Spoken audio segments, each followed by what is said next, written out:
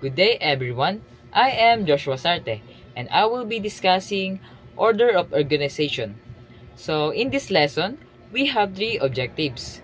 First, define and identify the four common types of organizational pattern. Second, differentiate the patterns from one another. And third, provide example of each pattern. So what is order of organization?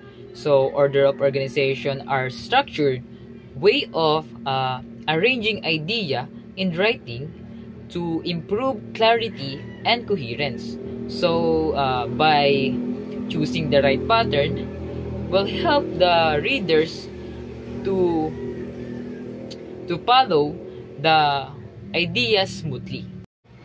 Now let's begin with the first pattern. So the first pattern is called chronological pattern. So this pattern arranges events in the order they happen.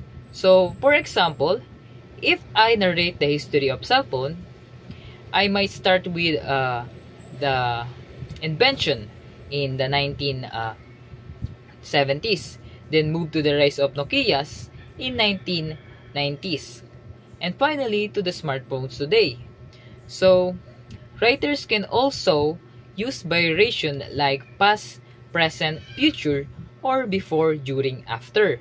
So this pattern is useful for history, biographies, or step-by-step processes. The second pattern is spatial pattern.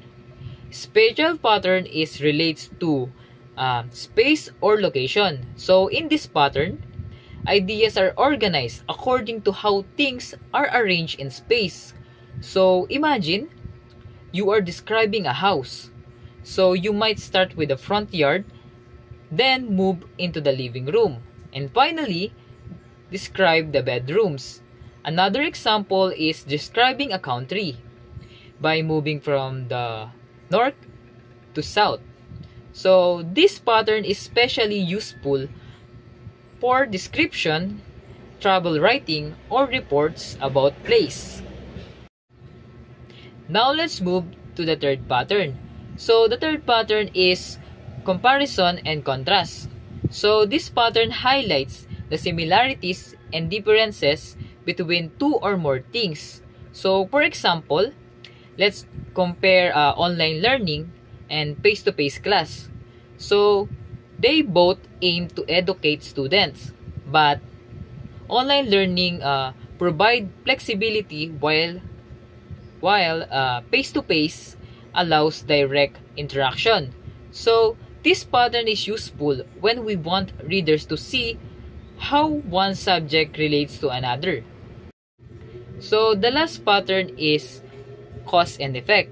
So this shows the relationship between events, what caused something and what effect it produces. So for example, heavy rainfall can lead to flooding.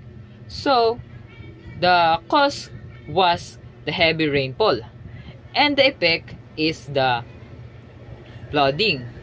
So in writing, we can either separate cause and effect into two main sections or discuss each cause followed immediately by its effect.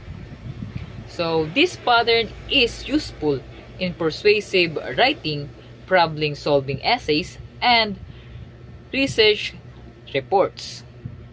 So to review, chronological is based on time, spatial is based on location, comparison and contrast shows similarities and differences, and cause and effect shows reasons and results.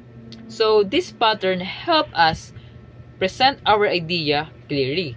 So next time you write, think about which pattern best fits your purpose.